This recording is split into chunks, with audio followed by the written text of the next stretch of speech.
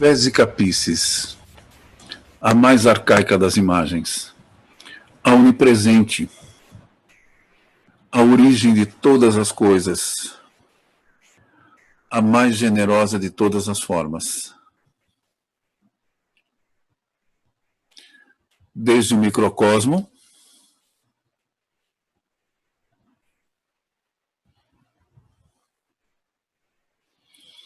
ao macrocosmo.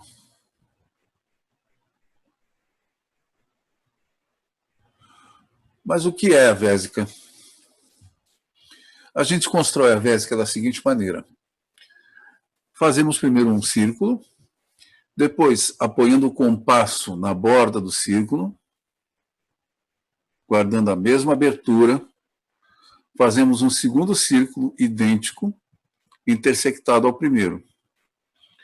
Percebam que o centro de cada um está na borda do outro. Essa figura do meio, essa intersecção, é chamada a Vésica Piscis. O significado é bexiga do peixe. Mas não é bexiga no sentido que a gente entende, não. A bexiga do peixe serve para regular a profundidade do peixe dentro da água através da modificação da quantidade de ar que ele guarda nessa bexiga. E isso já é uma simbologia muito interessante. A Vésica também é comparada a uma amêndoa, que eles chamam de mandorla, em italiano, e também é muito fácil depreender dela um olho cósmico, né? Olhando para nós, que é o olho do Criador. Diz a cosmologia hindu que o universo começa a ser criado quando Mahavishnu, o Absoluto, sai de seu torpor e abre seu olho. Naquele momento, tudo começa a nascer.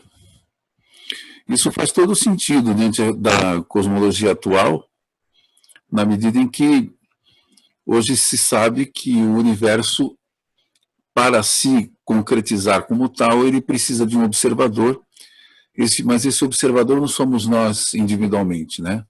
É um observador total, comum, chamado, que a gente pode identificar, né, a consciência cósmica.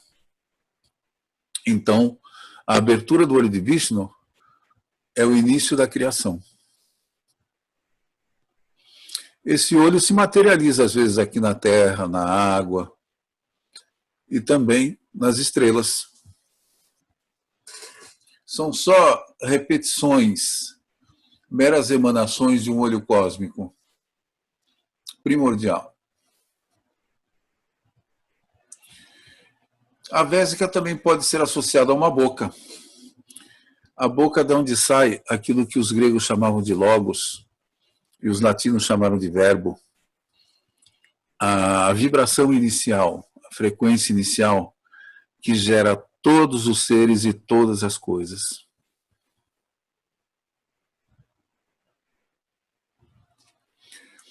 Ela também foi chamada a vulva da deusa. Como vocês podem observar, o formato da Vésica lembra, sim, os genitais femininos. Em sânscrito, Ione significa simultaneamente vagina, útero, sagrado templo, divina passagem. E é impressionante como a Vésica abriga nas suas propriedades geométricas todas essas características simbolicamente. Ok? Ela é chamada pelos hindus de vulva de Kali, assim como no Egito se chamaria vulva de Ísis, a deusa. São apenas nomes diferentes para a mesma deusa. Aí, no caso, em sua forma cósmica, né? em sua condição cósmica, uma grande mãe cósmica. E aí, um dos nomes para a vulva da deusa era portal perolado.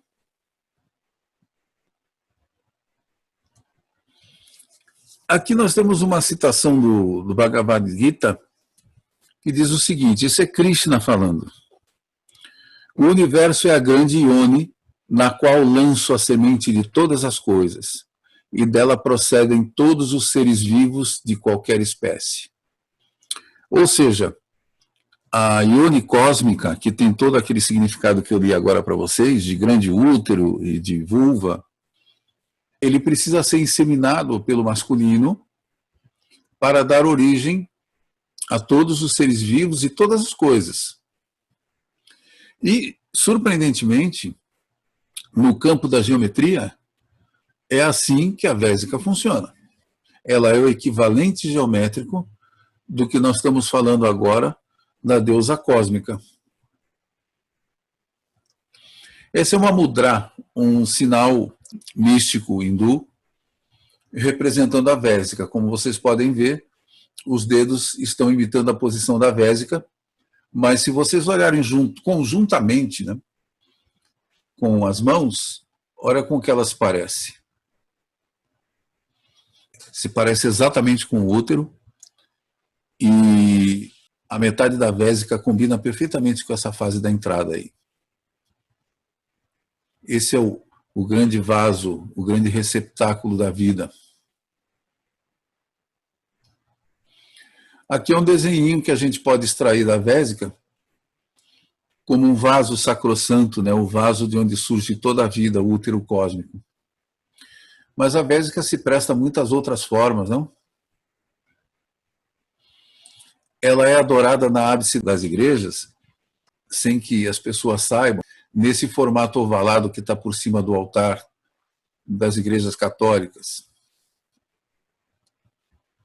Eis aí uma parte do útero da mãe, representando o início de tudo, cuja memória já se perdeu, o seu significado.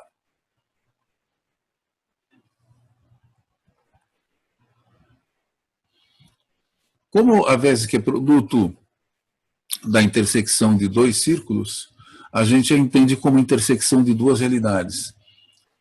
Como esses dois círculos se atravessam, eles estão dando uma mensagem já, através da sua forma geométrica.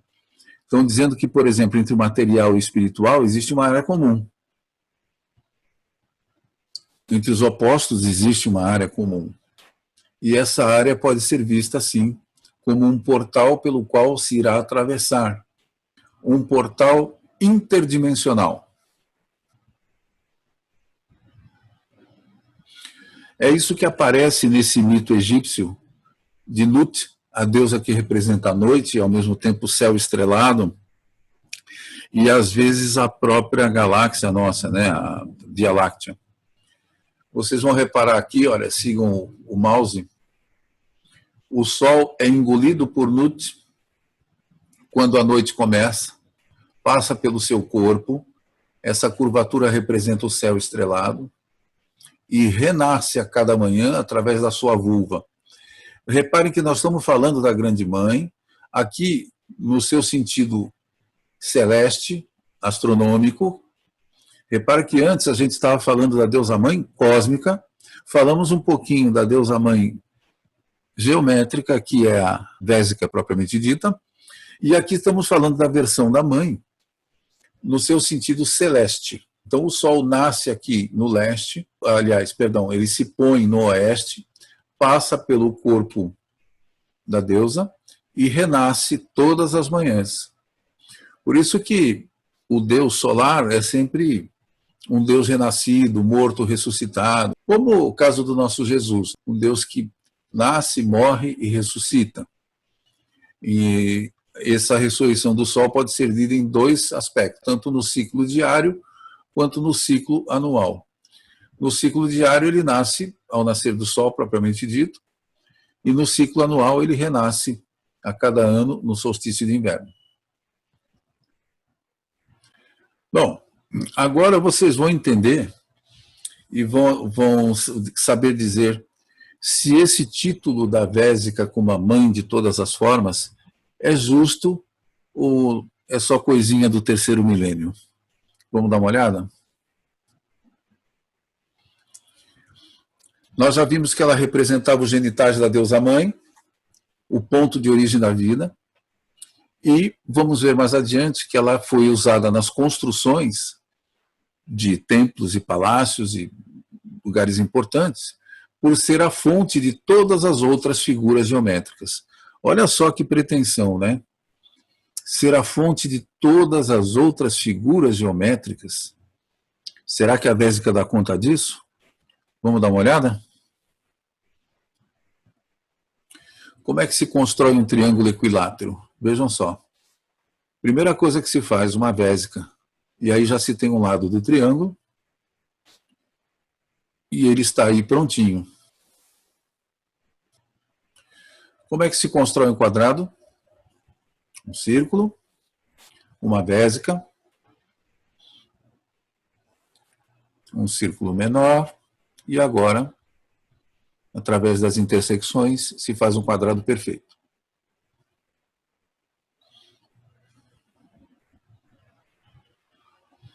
O pentágono,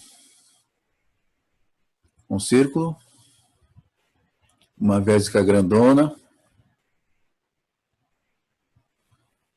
uma Vésica menor,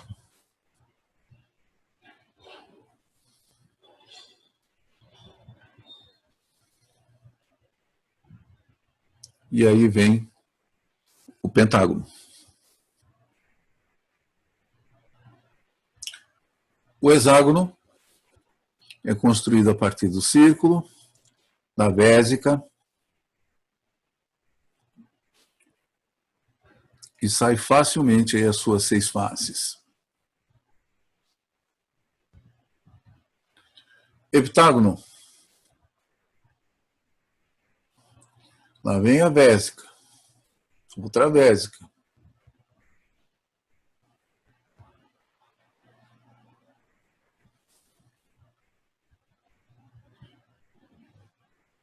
Este ângulo é o que divide o círculo em 7 partes.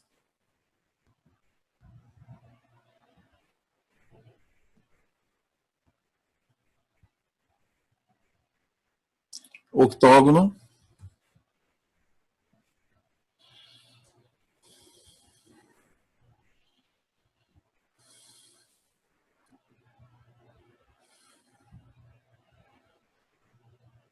Até aí fez igual ao quadrado, depois ele aproveita as outras intersecções e dá-lhe Vésica. Eneágono. Uma Vésica grandona, outra menor.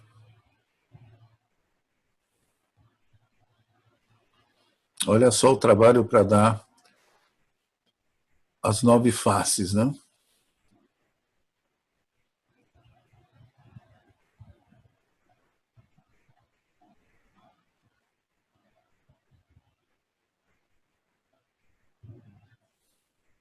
Achado o ângulo de 40 graus, agora é só copiá-lo para construir os 9 lados.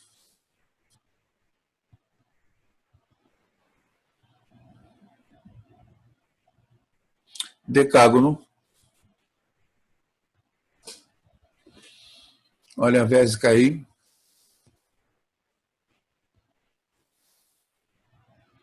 Outra.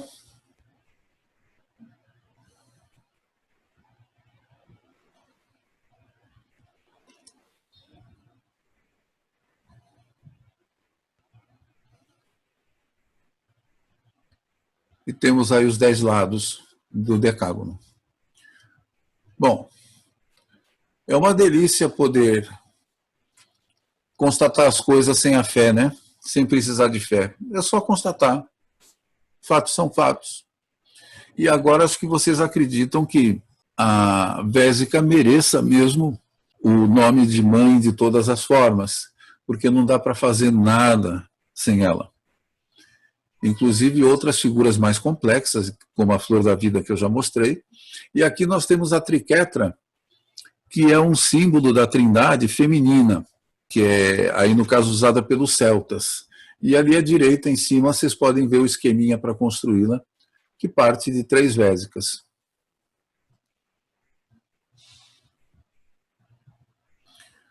Com a vésica dá para a gente se divertir também. Olha só que corujinha simpática.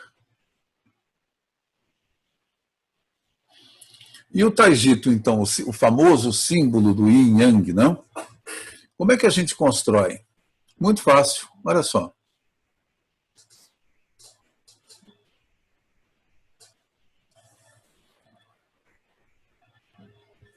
Uma vésica, duas, dois semicírculos e voilá. Está aí o Taijito, que agora é só colorir e usar.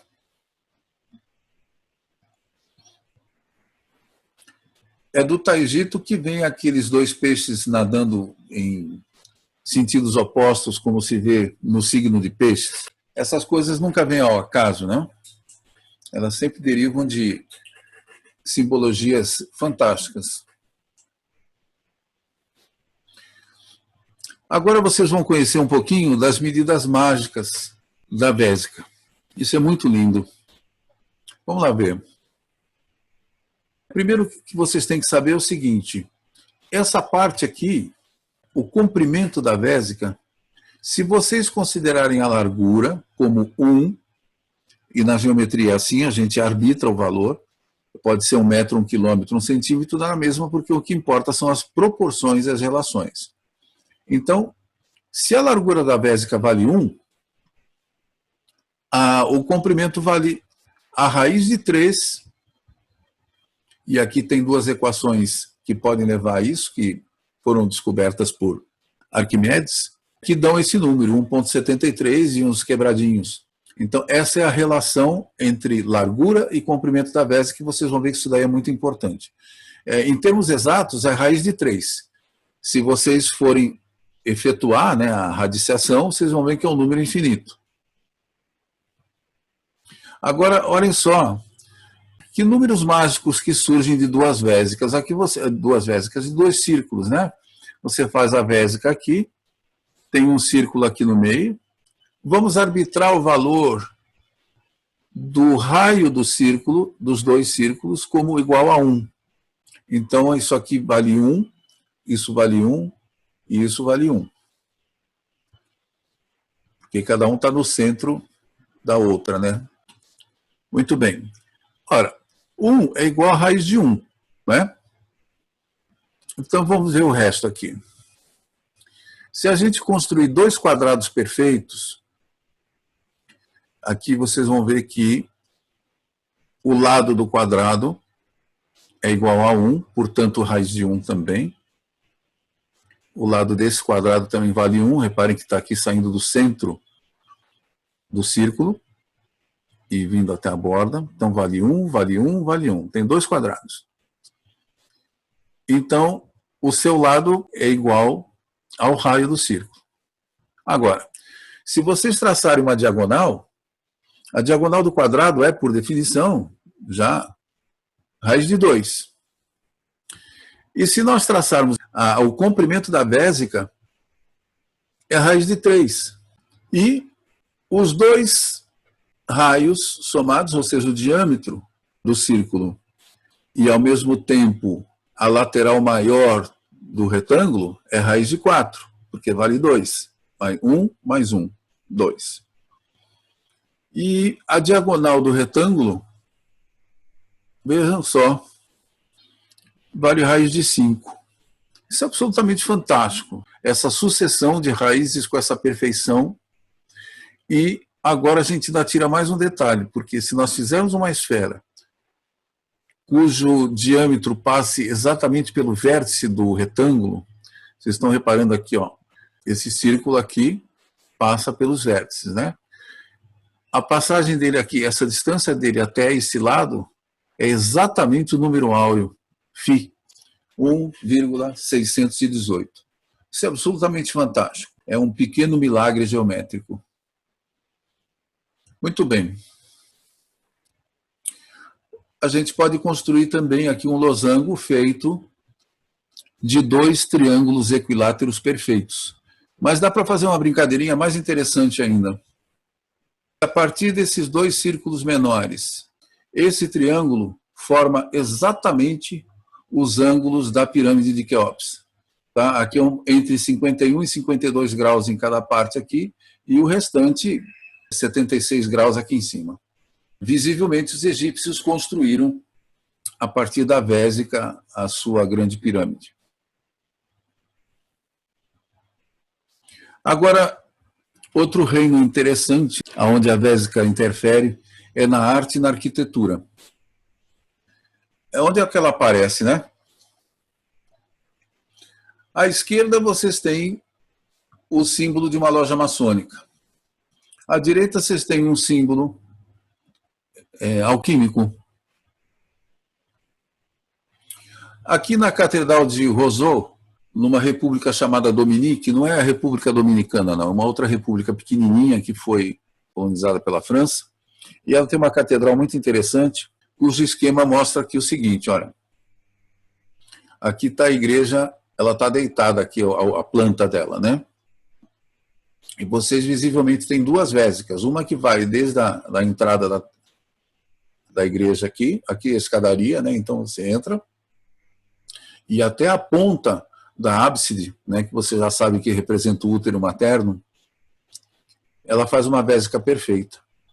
E, mais importante ainda, aparece uma outra vésica nessa colunata aqui, no intervalo entre essas colunatas, que é onde o povo fica para a missa.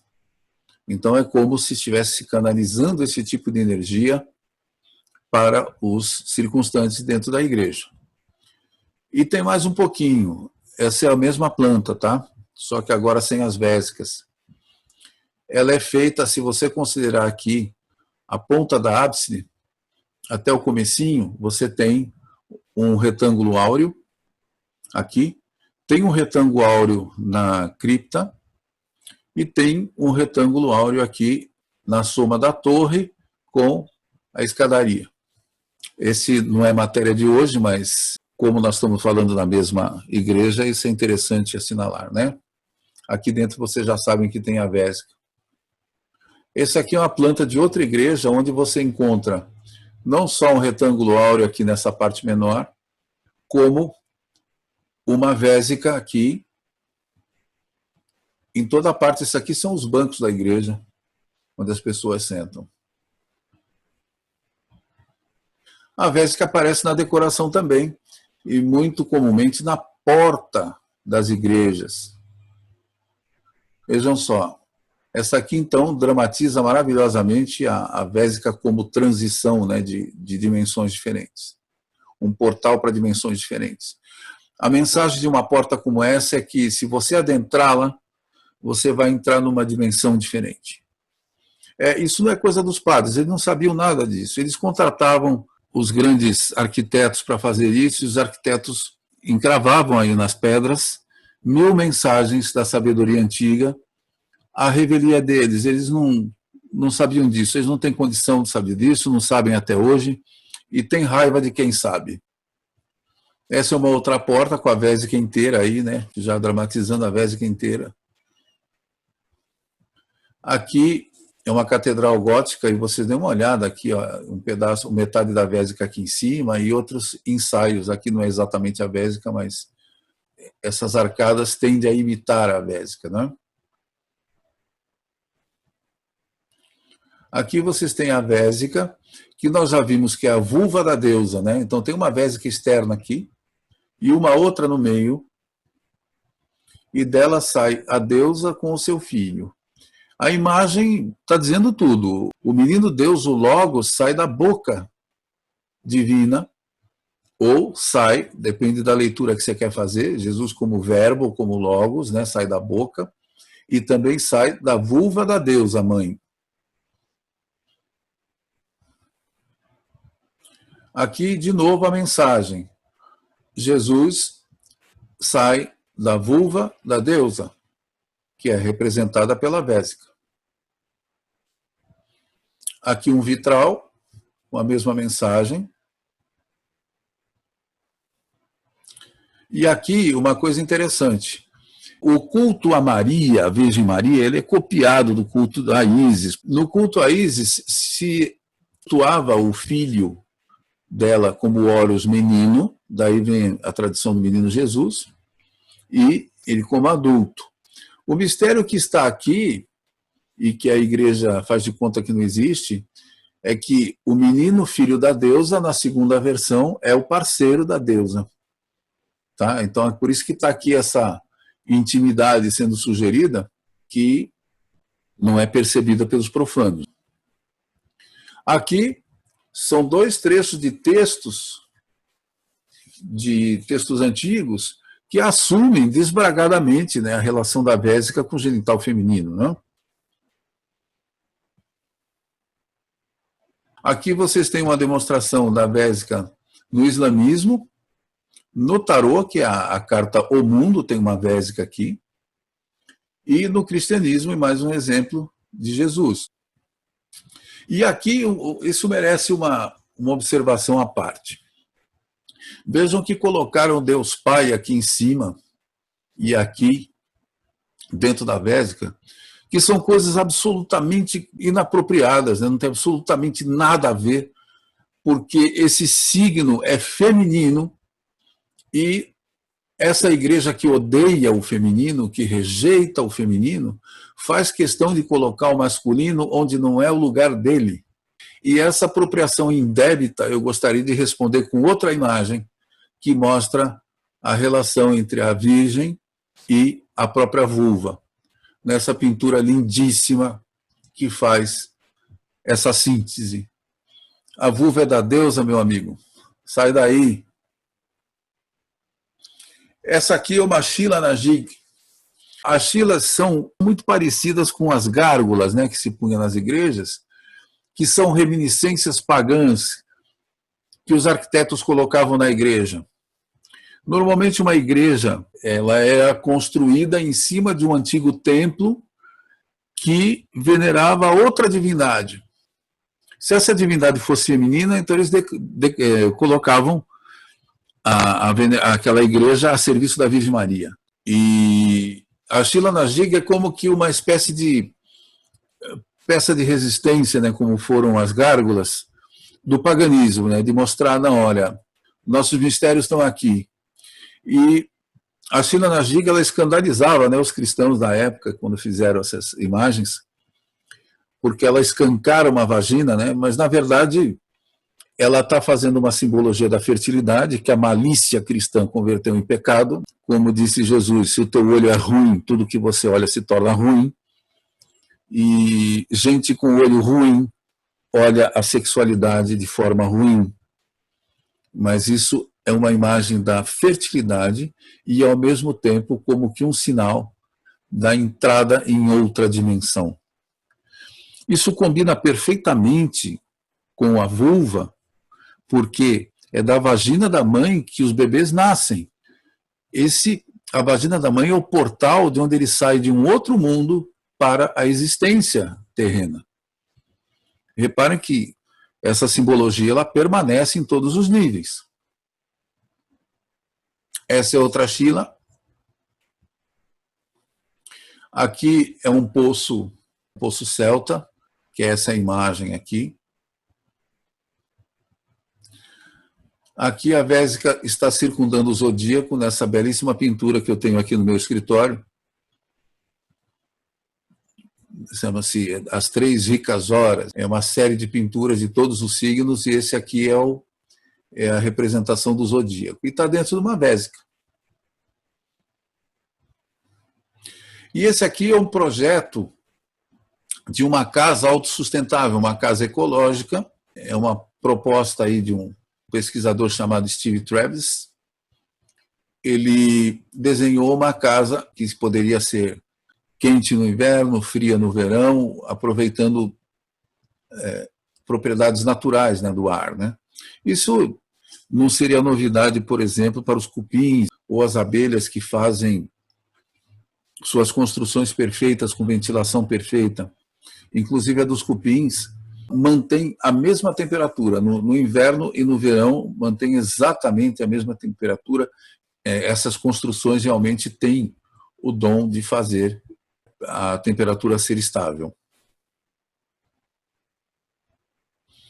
Aqui é o grande obelisco de Washington, e vocês reparam que ele está numa falsa vésica, né? Provavelmente porque os círculos teriam que estar mais interpenetrados. Provavelmente isso foi feito por questões de facilitar o acesso aqui por essas vias, mas ele está falando da vésica. E está usando aqui um velho expediente do patriarcado de dizer assim, aqui quem manda não é a vulva, aqui quem manda é o falo. Tá? Então eles põem um falo sendo ejetado da vulva, como se estivesse penetrando essa vulva e dizendo quem manda no pedaço. Essas bobagens de meninos inseguros, né? Aqui é a praça ali da frente da igreja de São Pedro, né, no Vaticano, feita por Bernini, esse gênio, arquiteto e escultor, e que respeita a vésica, né, com perfeição aqui. E os padres fizeram o quê? Trouxeram um obelisco egípcio e colocaram no meio também. Eles também penetraram essa vulva com o falo para dizer que esse território é do Bolinha. Sabe, meninos, antes de ficar maduros, eles não gostam de meninas, né? Então, aqui nós temos o clube dos meninos que não gostam de meninas. E, para vocês terem uma ideia, olha só a vésica aqui, e olha a igreja de São Pedro aqui à direita. Ela está construída em cima de um templo dedicado a uma deusa muito antiga, etrusca. Nós vamos falar disso um dia. Eles pisotearam aqui o templo da deusa, que já estava também suplantado por um outro dedicado a Mitra, né? Mas aqui embaixo tem ruínas desse templo até hoje e pode ser visitado. E então tem a vésica? Tem, mas essa vésica é penetrada por um obelisco e o desenho geral forma um falo gigantesco. Muito bem.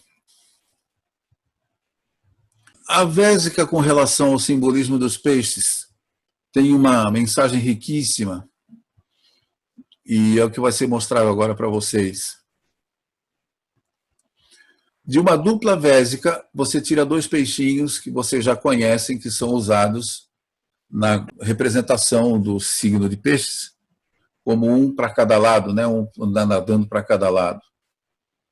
Aqui, olha, é essa representação que virou, mas ela sai da vésica também, não é incrível? E nós já sabemos que ela é chamada de a bexiga do peixe, e é através dela que o peixe regula a altura em que ele vai ficar. Isso é fantástico, porque combina com a propriedade da vésica ser um portal interdimensional. Assim como o peixe muda a sua profundidade dentro da água, o iniciado também pode se elevar através da bexiga do peixe.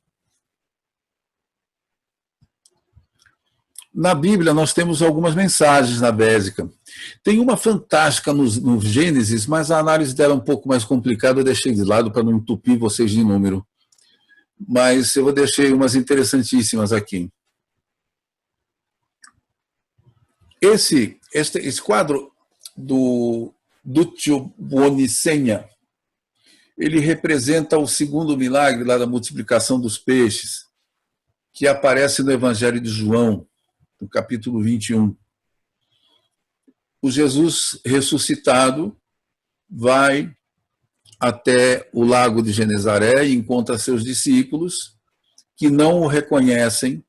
Ele estava ali pescando por horas a fio, não conseguiam pescar nada. E Jesus diz assim: jogai a rede do lado direito da barca agora. Então, eles puxaram e a rede veio cheia de peixes. E a história é contada assim. Disse-lhe Jesus: trazei aqui algum dos peixes que agora apanhastes.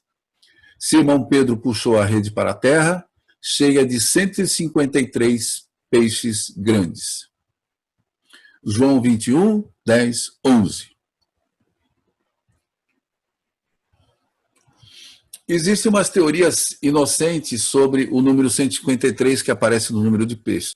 São Jerônimo disse que 153 peixes representavam todas as espécies que existiam no mundo. Uma proposta bastante ingênua, né? Porque deve haver milhões. Outra interessante é que na tradição judaica é atribuída a Jesus, o nascimento de Jesus ao dia 17 de Nisan, que é abril. É uma proposta interessante porque é um pouco depois do equinócio de primavera, também combina com o nascimento do Deus solar. Mas se vocês somarem o número 1 mais 2 mais 3 até 17, vocês vão obter 153. Mas, como sempre, eu deixo a explicação mais palpitante para o final, que os analistas, não sou eu que estou dizendo, mas muitos anteriores a mim, atribuíram esse número à razão de Arquimedes, que é obtida a partir de 265 sobre 153. E se usa muito 153 para fazer alusão à Vésica. Então, estaria aí no Evangelho um recado geométrico belíssimo. Como a Vésica é mãe, como a Vésica é plena de tudo, né? É da Vésica que tudo sai, lógico, a abundância sai da Vésica. Então, o criador desse Evangelho, que não foi João, mas assinou como João, fez muito bem de colocar essa simbologia por trás. E ela aparece também aqui, ó, no texto em grego, quando ele fala aqui está na ordem como é em grego, tá? O direito lado da barca, a rede, a palavra mere, que significa lado, vale 153 pela geometria, quer dizer, se você somar as letras que compõem essa palavra, você vai chegar no 153, as letras gregas, claro, né? Aqui está em letras latinas. E dictuon, a rede, é 1224, que significa simplesmente 8 vezes 153. O interessante é que se você olhar para o oeste, na grande pirâmide de Gizé, que é a grande pirâmide de Quéops, vocês vão ver que do lado direito, como diz aí, foi encontrada uma grande barca, que hoje está montada para visitação, mas que quando eles encontraram, ela estava cuidadosamente embrulhada, cada pedaço embrulhado num pano, daquele barco enorme. E adivinha quantos pedaços são? 1224, ok? Isso vocês podem conferir, porque é só pesquisar o barco encontrado ao lado da Grande Pirâmide, vocês vão ver nos detalhes da descrição, provavelmente na Wikipedia em inglês deve ter esse dado, 1224 pedaços. E agora a gente sabe por quê. Eles não sabem, então eles não fizeram essa associação não, mas é 8 vezes a Vésica. Outra mensagem belíssima que João coloca é através da palavra grega opsarion, porque normalmente na Bíblia inteira você usa peixe em grego como ictus, que é a palavra mais comum, não se usa opsarion, tanto que essa palavra foi usada só 2 vezes na Bíblia inteira, e foram justamente no Evangelho de João, que é esse que conta essa passagem. Faz um detalhe interessante ainda, porque aqui opsarion, em grego, termina com omicron, que é um O curto, e aqui opsarion termina com ômega, que é um O grande, como o nome está dizendo, omega, por estar no genitivo plural. Opsarion só aparece 2 vezes na Bíblia inteira. E adivinha quanto vale a palavra? 1731, enquanto a razão da Vésica é 1.732. Isso não é acaso. Eles sabiam muito o que estavam fazendo. João faz questão de declinar essa palavra de maneira que ela faça menção à razão da Vésica. Então você vê que houve uma deliberada intenção de fazer essa referência à Vésica. Voltando para cá, uma prova de que os antigos iniciados sabiam disso é que o Dúcio Bonicenha fez questão de desenhar uma Vésica na rede. Tá? Ele fez a embocadura fazer a curva da Vésica. Vou voltar aqui para vocês verem. Olha como faz uma pontinha aqui. Ela não vem redonda. Ela faz uma pontinha. Esse não era bobo nem nada, né? então deixou o recado na pintura que também as pessoas passam batido e não sabem o que está isso ali. Aqui eu vou contar para vocês uma das pequenas coincidências mágicas que acontecem comigo quando eu estou escrevendo meus livros. Essas coincidências mágicas onde você encontra coisas que combinam com o que você está pesquisando por obra do suposto acaso, mas é tudo tão maravilhoso, né? Esse nome tem, essa coincidência tem um nome que se chama serendipidade, né? Quando as coisas começam a te procurar e te mandar mensagens. Eu fui procurar essa imagem que está aqui no meio, porque eu lembrava que ela existia, que é a que mostra o islâmico, né, o tarô e a figura cristã lado a lado, para colocar no trabalho. Eu entrei no Pinterest aqui e achei essa senhora que está aqui, parece que ela se chama Zeferine Iga lá, e adivinha o que ela tem aqui, olha, eu vi isso no dia 6 de junho de 2020, 153 seguidores, o número da razão da Vésica. Vai explicar isso. Se vocês entrarem nesse endereço ainda hoje, é capaz de estar com o mesmo número de seguidores. Isso é absolutamente espantoso. Isso se chama serendipidade, tá? Acontece direto com quem escreve sobre uma coisa com muita paixão, essas coincidências começam a acontecer. Livros que falam do assunto caem no teu colo, um documentário que está na televisão vai falar uma coisa que você gostaria de saber, ou você conhece uma pessoa que gosta daquilo que você está estudando. Não importa. Serendipidade traz esse tipo de coisa, e isso aconteceu tão bonitinho que eu quis repartir com vocês, e é uma coisa infalsificável, né? Vocês podem entrar lá. Se tiver entrado mais gente, peço perdão, mas no dia 6 de junho eu tinha 153 seguidores. Talvez tenha até agora. Outro detalhe bonito, né? O nome do Deus bíblico, Yahweh, a minha pronúncia predileta, mas aqui em português se fala normalmente Javé, ou Yahvé. Se vocês somarem as letras que o compõem, olha só, Yud, Re, Vav, Re, vocês vão obter o número 26. Se vocês pegarem o nome de Adão, que tem ali Aleph, Dalet, Mem, você vai somar 45. E daí, né? E daí, se você fizer a razão entre 45 e 26, vai dar 1,73, que é a razão da Vésica. O nome Maria, em grego, vale 152, assim como a expressão a Madalena vale 153. Aí eu vou aproveitar para explicar duas coisas que são convencionadas na gematria.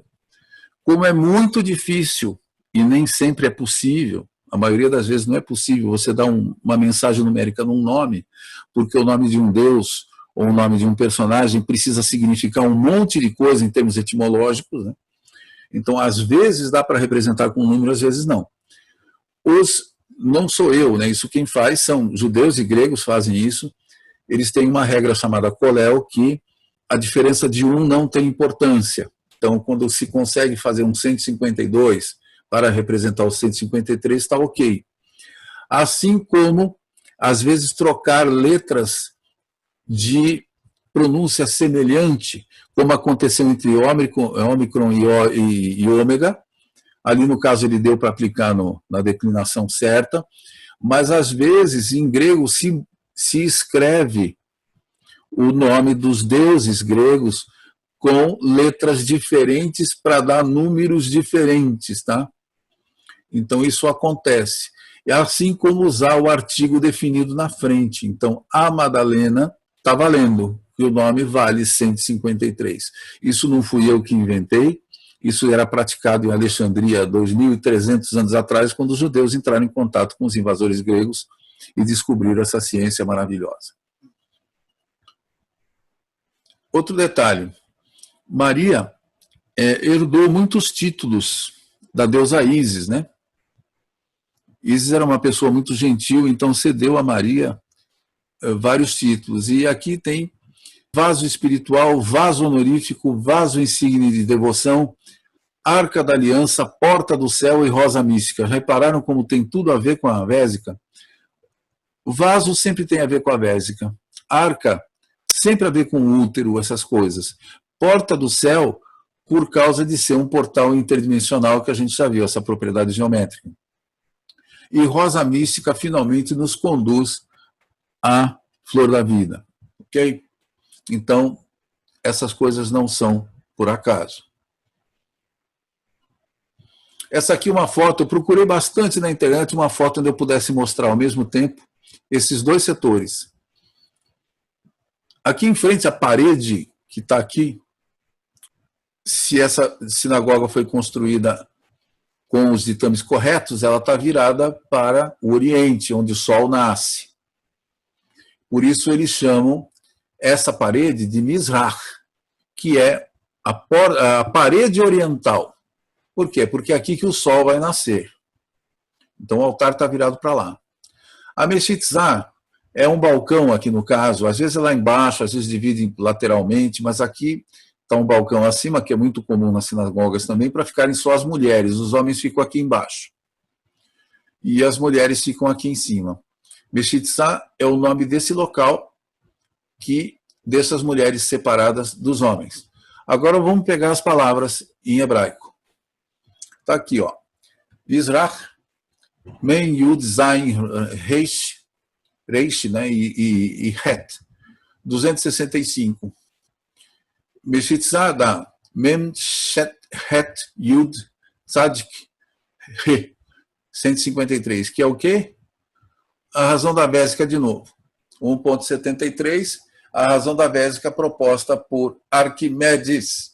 Então se vê que esses dois nomes foram construídos a partir da helenização dos judeus, aonde eles aprenderam essa ciência com os gregos e construíram as palavras dessa forma.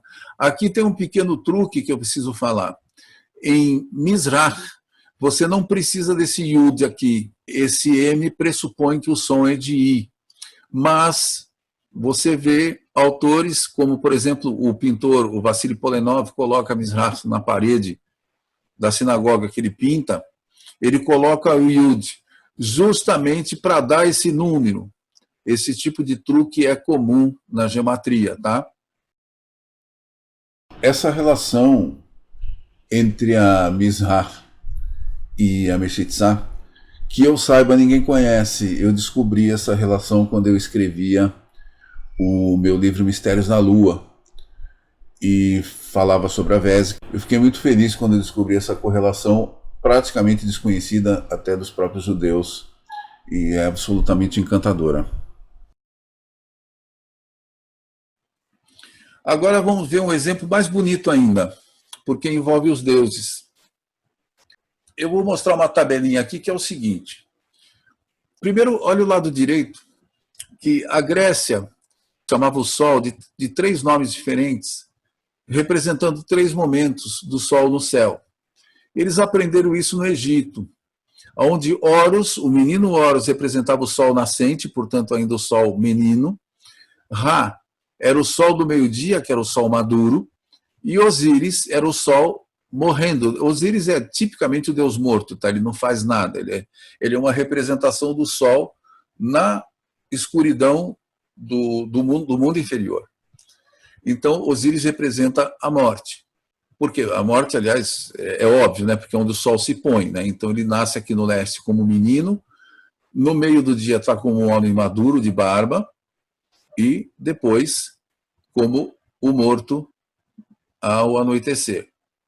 Na Grécia, esses deuses foram substituídos por Apolo, Zeus e Hermes. Sol nascente, meio-dia, sol poente. Um jovem, aqui no caso um efebo, um adolescente. Aqui um homem muito maduro, né, de barba, um sessentão de barba. E aqui Hermes, que apesar de ser representado como um menino, é um deus que conduz os mortos. Então Hermes era ao mesmo tempo o Sol e ao mesmo tempo o planeta Mercúrio, que conduzia o Sol, simbolicamente falando, à sua sepultura no anoitecer. Mas e daí? Que importância tem isso? Vamos ver os nomes em grego? Olha só, Apollon, Zeus, Hermes. O nome de Apolo, repara aqui que ele tem dois L's. Por que tem dois L's, hein? Um só não estava bom? Se você ler Apolo com L, não dá mesmo jeito? Por que põe dois L's, não é? É para mexer no número, para dar 1061. Zeus dá 612 e Hermes dá 353. E daí? E daí? Olha só. Apolo sobre Zeus, 1061 sobre 612, dá a razão da Vésica. Assim como Zeus, 612 sobre Hermes, 353, dá a razão da Vésica. A raiz de 3 exatamente é um 732, depois vem um 0, depois um 2 e tudo mais. Perfeição da perfeição. Agora, isso aqui não é, eles não fizeram para inglês ver, porque tem um detalhe interessante. Isso significa o seguinte: quando Apolo sobre Zeus está para Zeus sobre Hermes, que é a razão da Vésica, evoca o teorema de Tales, porque o teorema de Tales diz que A sobre B é igual, quando é igual a B sobre A, se constrói aqui se constitui um teorema com propriedades muito interessantes, que é o seguinte: veja um semicírculo, esse é o teorema de Tales, tá? Num semicírculo, você constrói um triângulo em qualquer lugar. Você pode fazer assim, ó, pequenininho aqui, fininho, pode fazer um triangulão aqui assim, virado ao contrário desse, pode fazer exatamente no meio, aonde você quiser, tá? Tá aqui o triângulo. Ele foi feito aqui, B pode se deslocar por qualquer lugar, e o vértice vem acompanhando, então esse aqui vai aumentando esse lado, e esse lado vai diminuindo. O teorema de Tales diz que, e prova, né, que sempre este setor para cá da haste que vai até o ponto B, que pode estar aqui, aqui, aqui, não importa. Esse setor está para essa haste, assim como essa haste está para o lado direito, aqui cortado por ela mesma. Por isso que Apolo está para Zeus, assim como Zeus está para Hermes. Ou seja, os nossos sapientíssimos ancestrais, né, resolveram imortalizar um teorema matemático e ainda por cima fazer isso através da Vésica, com um brilhantismo, porque esses nomes têm propriedades outras maravilhosas, etimológicas, mas é por isso que, se você olhar os mitólogos tradicionais, eles se queixam muito, não sabemos por que esse nome, qual é a etimologia certa desse nome, mas dificilmente um nome vai ter uma etimologia certa, porque eles estão a serviço de números e eles também, é importante que eles carreguem vários significados ao mesmo tempo.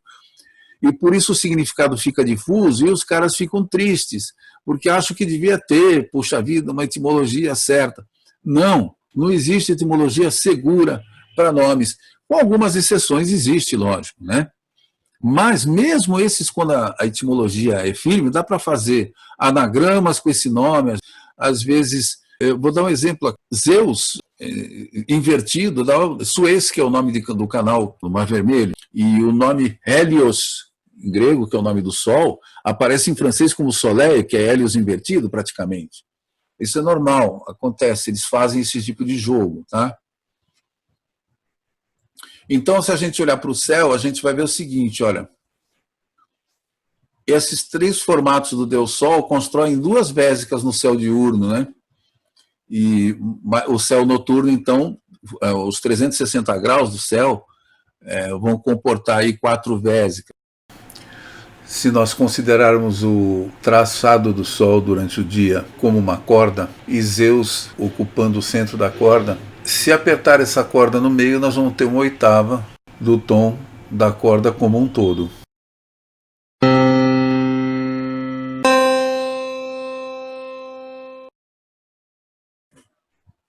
A Vésica Piscis na arquitetura sagrada. Ela se metia nisso, lógico, porque não dá para fazer nada sem ela. Então, um templo precisava da Vésica. O templo, que é a manifestação do universo, o templo é sempre uma imitação do universo. E ele vai ter que ser criado pela vulva da deusa também. Reparem como tudo que está em cima é como está embaixo. Essa frase não é uma frase bonitinha para enfeitar a parede. é uma frase que está dizendo uma regra hermética inviolável. Então, se essa figura da Vésica é a mãe geométrica, né, ela vai ter essa propriedade de construir uma réplica do universo que a gente conhece como templo. Olha só, os antigos, aqui eu estou indo junto com os hindus, eles faziam isso. Eu só vou falar das medidas agora, porque a escolha do local é uma coisa absolutamente maravilhosa, porque envolve geomancia, astronomia, envolve geografia, é uma loucura. Mas nós vamos falar aqui só da questão da posição. A construção de um templo era feita assim, eles faziam um poste, pregavam um poste no chão, perfeitamente perpendicular à terra, e desse poste saiu uma sombra, que está aqui. Aí eles colocavam uma argola aqui nesse poste, com uma corda, e puxando essa corda, eles faziam um círculo perfeito no chão, rabiscavam um círculo, porque eles faziam a volta em torno do poste, esticando a corda e faziam um círculo perfeito. Com isso, você já determinava o eixo leste-oeste, com perfeição. Isso era feito no dia do equinócio. Tanto faz se é de primavera ou de outono aí, porque o Sol está exatamente no meio, né, de sua trajetória, então ele nasce de maneira a desenhar o oeste verdadeiro na sombra do poste. Então eles esperavam esse dia para fazer esse procedimento. Aí, para achar o eixo norte-sul, o que tinha que fazer? Pega uma vésica e traça a divisão dela. Você já tem o norte-sul perfeito. Aí vocês lembram que a partir disso dá para construir um quadrado, né? Então vamos construir o quadrado de novo aqui, ó.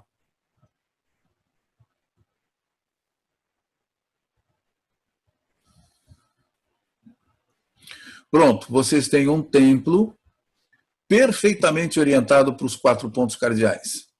E, se você quiser, o templo não é obrigado a ser quadrado, você pode fazer trilhões de formatos, você pode, vamos aqui só por brincadeira, adicionar o retângulo áureo.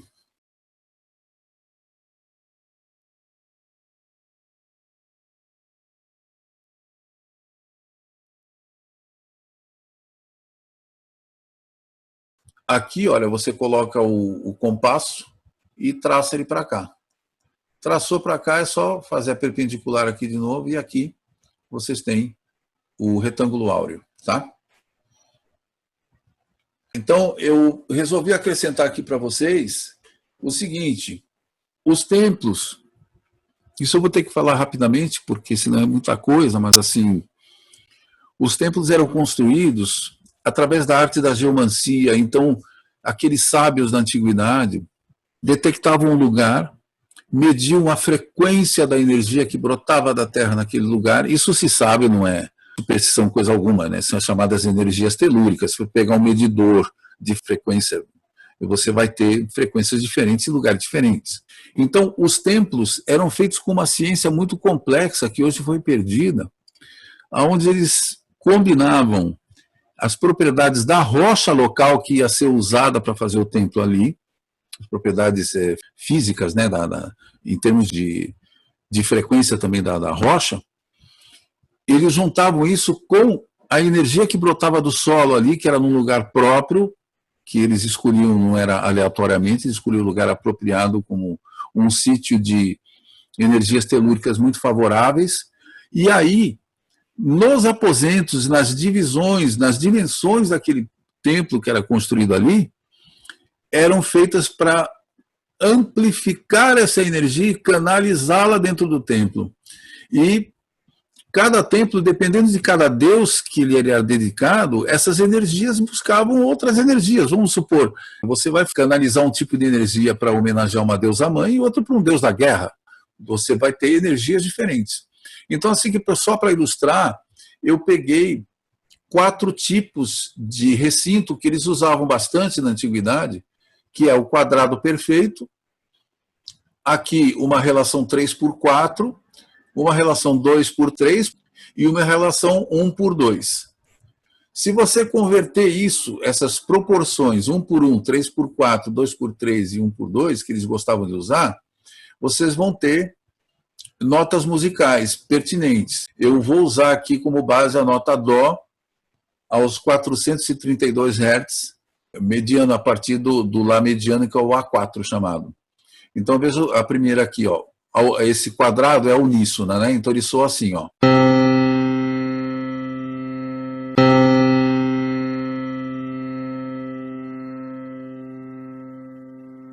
Esse aqui, que a relação é 3:4, se aqui você tem um Dó, você vai ter uma quarta, que é um Fá. Então vamos ver o som de Dó e Fá.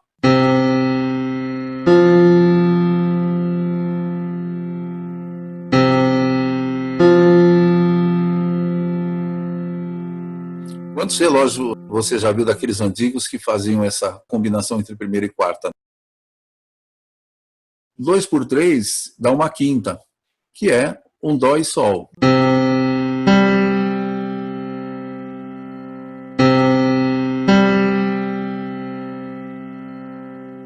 E a última dá uma oitava perfeita.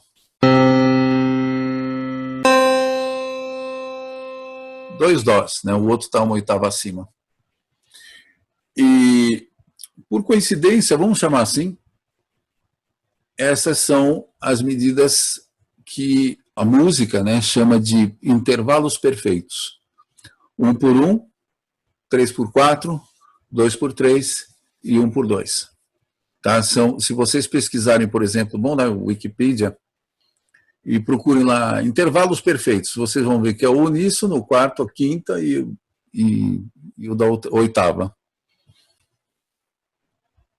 Esse aqui é um templo sem idade. Ele está estimado em 5.300 anos, mas há quem desconfie que ele seja muito mais antigo.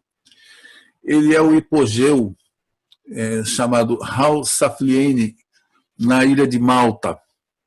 Ele tem 3 andares, ele penetra na terra, esse templo, e o hipogeu, como o nome está dizendo, que hipos em grego significa estar abaixo, né? Lá abaixo tem uma câmara, que está aqui, olha. Essa câmara em formato aí de uma espécie de um útero, ele tem um formato arredondado, que os cientistas descobriram que tem propriedades acústicas impressionantes. E essa câmara, ela reage, está aqui no lado esquerdo acima, muito particularmente entre 70 Hz e 114 Hz. Pode se arredondar para 120. Entre 70 e 14, 114, que é a voz de um baixo barítono. Se eles fizeram pesquisas com isso, né, emitiram esses sons nessa frequência dentro dessa câmara, e o eco se propaga de uma forma impressionante, tanto que você pode falar baixo como se estivesse conversando baixo com alguém, você é ouvido no templo inteiro, mesmo falando baixo aí.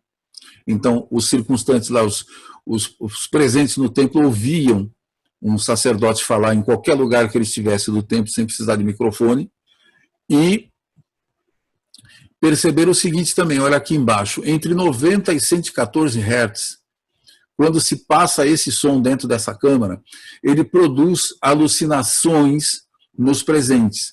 Os cientistas tiveram alucinações, tiveram sensação de serem atravessados por uma energia pungente, né, que se projetava para todos os lados e atravessava os ossos, na palavra deles, mas eles, no relatório, eles maneiraram um pouco, porque eles tiveram alucinações. Isso possivelmente, ao se fazer esse cântico, principalmente aí entre 90 e 114 Hz, se produzia alucinações nos participantes. E sabe-se lá, né, que isso poderia ser um oráculo, poderia ser um contato com os antepassados, o que for. Mas a ciência exigida para essa acústica, que tem que se valer não só das dimensões do local, mas das propriedades da rocha que compõe, é uma ciência muito, muito sofisticada. E isso foi feito, no mínimo, que é a expectativa de 5.300 anos atrás. Quem quiser ouvir um exemplo interessante do efeito dessas vozes dentro do hipogeu, pode procurar no YouTube um grupo chamado Wendalen, da Califórnia, que tem uma música feita dentro do Hipogeu. Eu não vou colocar aqui por questões de direitos autorais, é muito perigoso eu ter o vídeo bloqueado por causa disso, mas adianta vocês que eu ouvi o coral, vocês também podem ouvir. A referência está do lado aí da fotografia, ao lado direito dessa foto que vocês estão vendo, deitado, né, o endereço. E eu comprovei que de fato o que eles estavam cantando ali era predominantemente no tom de Fá sustenido. E esse é um detalhe importante para a gente ver logo adiante, ok? Matéria é energia. Energia é frequência. Frequência é som. Tudo está intimamente ligado. E os nossos ancestrais faziam esse tipo de transferência de um setor da realidade para o outro com uma maestria que hoje a gente não consegue. Hoje a gente faz tudo na força bruta, então você liga um microfone com um amplificador e força o recinto a reproduzir sua voz com clareza. Eles não precisavam de nada disso. Isso foi feito pelos maias, também foi feito em vários lugares do mundo, e o que impressiona nesse hipogeu é fazer isso com essa precisão há tantos milhares de anos atrás. O detalhe, se vocês olharem aqui, eu já falei que equivale à voz de um baixo barítono, né? 70 Hz equivale a um Dó sustenido. Esse número 2 que eu coloquei depois das notas é simplesmente o nível da oitava, porque o nível do piano é 4, tá? Então aqui são 2 oitavas abaixo do Dó central do piano. Então, 70 Hz equivale a Dó sustenido, 114 Hz equivale a Lá sustenido, e 90 Hz, que é quando começa a ter as alucinações, é o Fá sustenido. Está simplesmente transformando aqui Hertz em nota musical. Na internet vocês acham conversores que fazem isso. Muito bem. Vocês vão ver que isso tem muita importância para nós. Agora nós vamos ver a música das formas. Apesar de hoje em dia, por decreto, né, os instrumentos atuais serem afinados em 440 Hz, o que é uma heresia, em todas as partes do mundo, desde flautas antiquíssimas, desde instrumento de sopro boliviano até uma campana tibetana, todos eles funcionam em 432 Hz. Então aqui eu trabalho com 432 Hz. Essas proporções foram criadas, pelo menos até onde se sabe, na antiga Suméria, pelo menos 5.000 anos atrás, mas deve ter mais do que isso. Sempre as estimativas são conservadoras porque os cientistas têm medo de jogar tudo muito para trás, porque eles gostam da imagem do homem pré-histórico como um abobado profissional. Então, esse 432 é um número mágico e suas proporções mágicas, 864, o 216, o 108, que são divisões desse número, são números mágicos com propriedades matemáticas impressionantes, principalmente aí o 216, com significados astronômicos impressionantes e que também são aplicados nas medidas. Vocês usam hoje recursos sumérios de 5.000 anos, saibam ou não saibam. O dia de 24 horas, quer dizer, 2 períodos de 12 horas, a hora de 60 minutos, o minuto de 60 segundos, é uma invenção suméria. E, assim como o pé, como medida, né, a polegada, o pé, a jarda, tal, descende desses números antigos sagrados, que agora estão sendo substituídos pelo sistema métrico decimal, e esses números se encaixam de uma forma impressionante, tanto na matemática, na astronomia, na geometria e na contagem do tempo. A invenção do círculo de 360 graus faz parte dessa proporção, essa base que se chama 12 por 60, criada pelos babilônios e que também criaram muito antes dos gregos, né, que aprenderam com eles até, uma geometria muito mais funcional do que aquela que a gente pratica hoje. Então, esses números são sagrados e vocês vão ver que eles têm algumas propriedades aí interessantes. Vamos pegar a música das formas, que eu vou transformar aqui algumas medidas de polígonos em som. Este é um triângulo. Triângulo, por convenção suméria, né, tem 180 graus. Esses três ângulos somados vão dar 180 graus. Por quê? Por causa da convenção de se medir a partir do círculo de 360 graus, dá essa medida.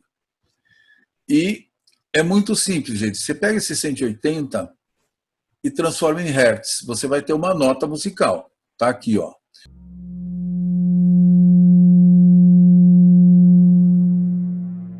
Que é esse 180, é um Fá sustenido numa oitava bem baixa. Tá? Por isso que o som é assim, um tanto abafado. O quadrado e o círculo, ambos têm 360 graus. O círculo por definição, né, e o quadrado depois, porque tem 4 ângulos de 90 graus. Então, isso vai dar um som uma oitava acima desse aqui. Outro Fá sustenido, apenas uma oitava acima do Fá sustenido dado pelo triângulo. O pentágono tem 540 graus, que, ao transferir para hertz, vai dar outra nota musical. Vejam que, quando o número aumenta, a frequência aumenta, então o som vai ficando mais agudo. Esse é um Dó sustenido. Aqui temos o hexágono, 720 graus. 720 Hz soam assim. Fá sustenido. Temos aqui um heptágono que tem 900 graus. Transformando em Hertz, temos o seguinte som.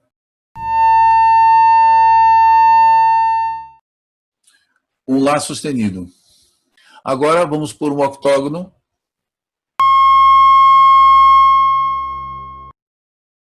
São 1080 Hz que compõem mais um Dó sustenido. Reparem em duas coisas.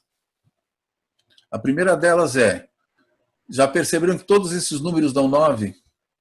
432, 4 mais 3, 7 mais 2, 9. E assim vai. 180, 360, 540, 720, 900 e 1080. Isso faz parte da mágica suméria, que se manifesta tão bem nessas situações, tanto no som quanto na forma.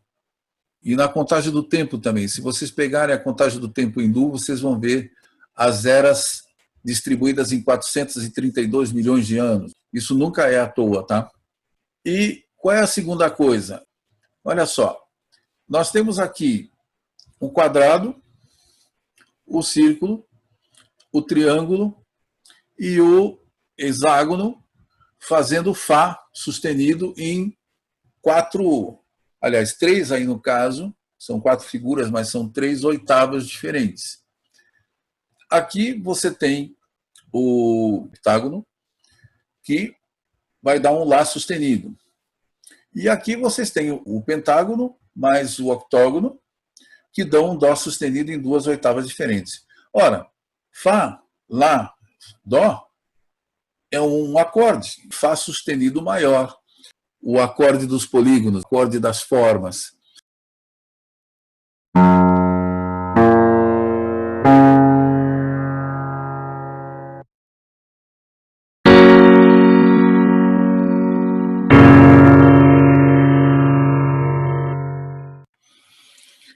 Resta, então, revelar mais um segredo para vocês.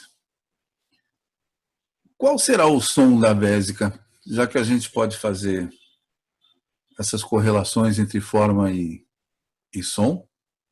Qual será o som da Vésica? É muito fácil, vamos ver.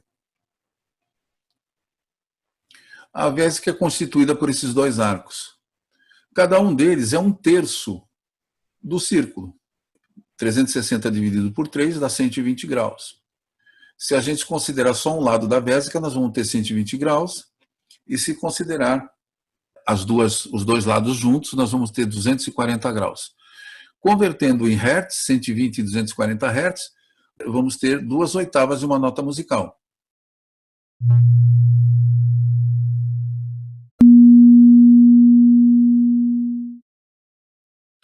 E essa nota musical é a nota Si, representada pelo B.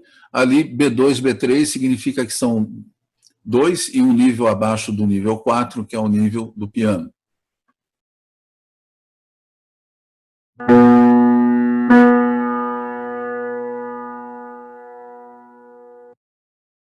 Esse é o som da mãe geométrica de todas as formas. Esse é o som da vésica.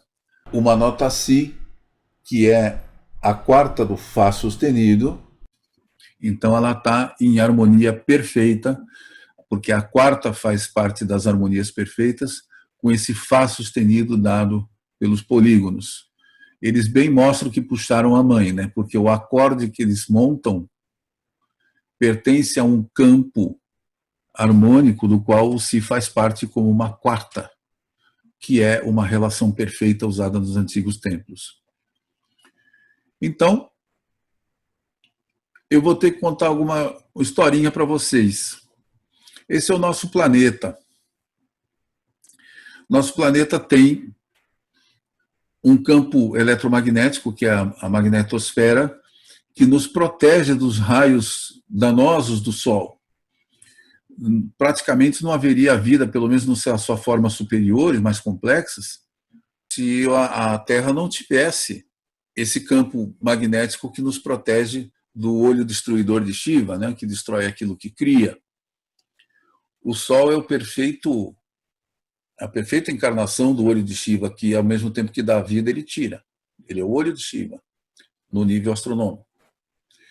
E nós precisamos da proteção da mãe, né, para poder sobreviver. E a mãe gera um campo magnético que segura a parte mais daninha da radiação solar. Se vocês olharem aqui agora no próximo desenho, vocês vão ver, quem assistiu o vídeo anterior, que é o motor da criação, sabe que esse formato é o do Torus, né? Vocês já viram como é que o Torus funciona.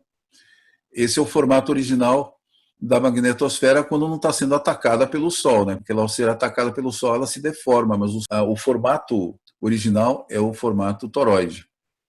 Muito bem.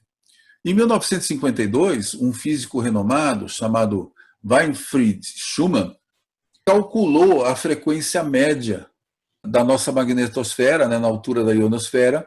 Ele fez um cálculo que depois se confirmou na ciência que era verdade, que é a frequência de 7,83 Hz, que pode ser considerado como se fosse a pulsação da Terra, né? Vamos até brincar e dizer, o eletrocardiograma da Terra dá essa pulsação, 7,83 Hz. Além do mais, por coincidência, você sabe que acontecem muitas coincidências na vida, e essa é a frequência alfa do nosso cérebro em estado de relaxamento. Quando nós atingimos o relaxamento, nós estamos na frequência alfa. E até por isso que atualmente o pessoal que gosta de ouvir música para meditação, eles gostam de pôr música mística, oriental, estilo oriental, em 432 Hz. Aqui eu vou reproduzir o som, porque eu calculei, eu coloquei num calculador o que 7,83 Hz significa. É uma frequência muito baixa, inaudível para nós, mas isso não quer dizer que não exista. Ela tem uma nota musical que, adivinha qual é? É a nota Si. Está aqui, ó. Eu pus até o quadrinho aqui do conversor para vocês acreditarem em mim. Olha, a nota que dá é o B1, imagina, B-1, né? Que ele já vem de lá de longe, ele é muitas oitavas abaixo do nosso piano. Desvio zero com o Lá padrão, o A4, né, do piano, estabelecido para 432 Hz. Vocês podem imaginar o crime que é tocar uma música em 440, você destrói toda essa relação. Mas o que interessa para nós? Olha aqui, ó. 432 Hz, frequência 7,83, vocês obtêm a nota Si na convenção -1. Vocês já viram que impressionante que é? Que o som obtido agora há pouco da vésica que eu propus para vocês, dá exatamente a mesma nota musical que a nossa Mãe Terra. Isso é absolutamente espantoso, a coerência entre a Mãe Geométrica e a Mãe Telúrica, né? A gente já tinha falado da Mãe Cósmica, mas a Grande Mãe Telúrica é a Terra que nos gera, que eu vou pôr aqui. E vou tocar essa nota, claro, num tom audível de 432 Hz, o Si original, numa campana tibetana aqui, ó, de cristal, que esse homem vai tocar para vocês ouvirem o som da nossa mãe. Essa é a nossa mãe telúrica. É a Terra, essa nave espacial fantástica voando no espaço, praticamente indefesa, e que protege seus filhos, gera, alimenta e nos dá tudo o que nós precisamos, inclusive nossos próprios corpos. Enquanto nós permanecemos ocupados com preconceitos, intolerância, materialismo, ganância, guerras e fanatismo religioso. E eis aqui a canção da nossa mãe quando nos embala.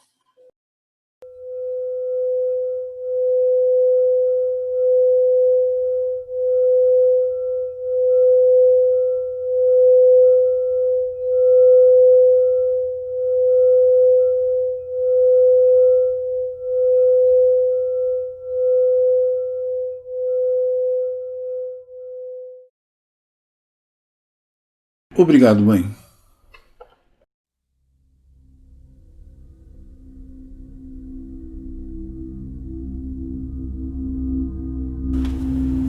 O universo abriga mistérios inesgotáveis.